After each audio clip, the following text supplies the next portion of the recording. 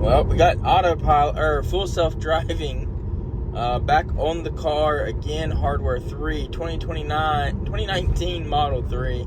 Sorry guys, I'm very tired. Yeah.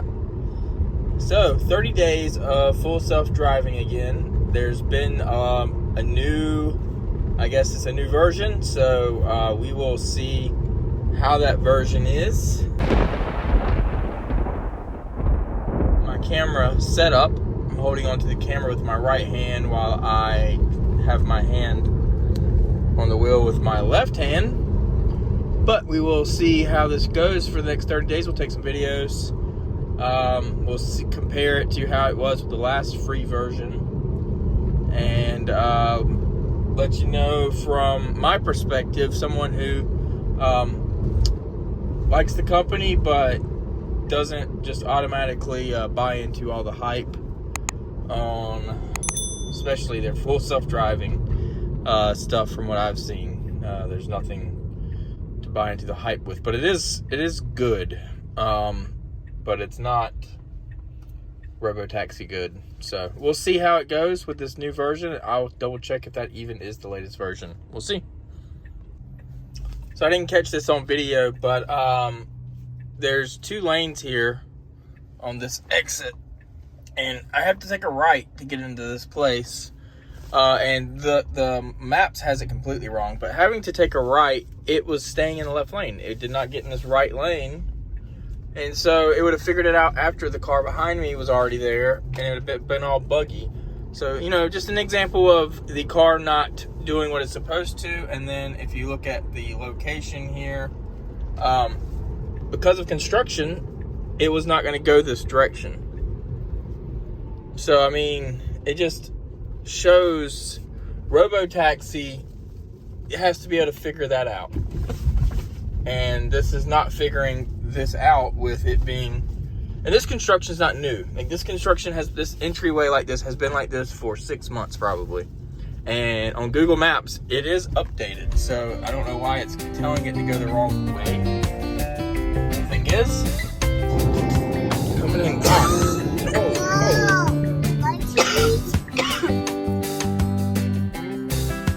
Definitely drives like a teenager. So sped up. We're going 44. The car is scared to speed up for some reason. I don't understand why, but it seems to keep doing this, and I have to touch the gas pedal get it to speed up. But now there's something up here anyway, so it don't matter.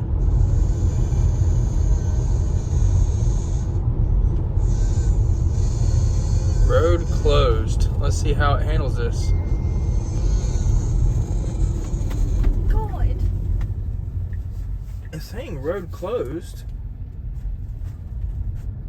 but it drove around it. I don't know if they mean this road. You think they meant this road's closed? It had blocks to where we had to go around it. Well, that car in front of us went. They did the same thing we're doing.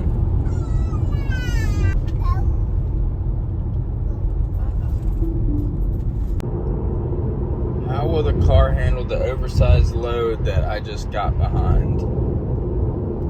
This I find interesting. Really needs to go around. There goes that. Alright. Now it's going to go in this lane. I had to take over. A truck needs 2 lanes like that. But the car stayed in the middle lane, and I had to take over because the car started to brake rather than getting over as it was riding in that lane. So, I mean, as a driver, I would have gotten over another lane, but the car wanted to be close. It stayed very, very close to it there. So, you know, it'll be interesting to see how close that was, but it looked like I was within like a couple of inches to that motorhome. All right, we're coming coming back up on our very difficult to do FSD exit. I-26 and Highway 1. And it's slowing down. There's a couple of cars coming. So this is where it's going to really screw up. Watch. So if it was me, I would have just merged in right behind that van. I got to take over. The car's not going to do it. It was riding beside them instead of making a move. You either got to speed up and get over, or you just duck in behind the car that's getting onto the interstate really quickly.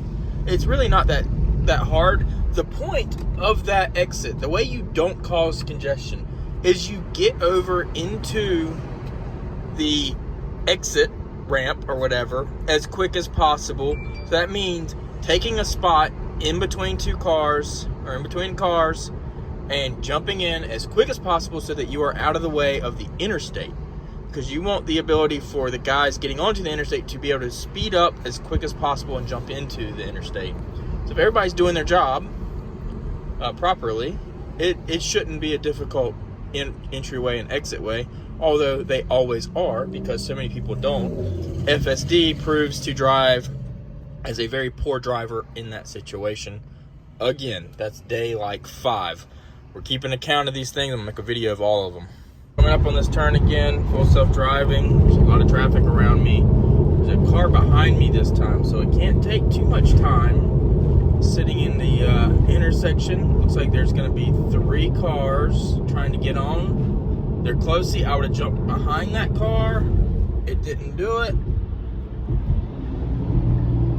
I gotta take over. It couldn't do it. I had to take over. I had to make an evasive maneuver because the car couldn't do it. It was about to run out of space because instead of slowing down and getting behind the car, seeing that there was 2 cars close together and seeing that, it just kept driving beside the car. And of course they kept driving beside me as well, which they should have slowed down and got behind me. Okay, we're gonna see how this turn goes. This is FSD 12.5.4, I believe it is. This is the same turn that the FSD has all kinds of trouble with every single day.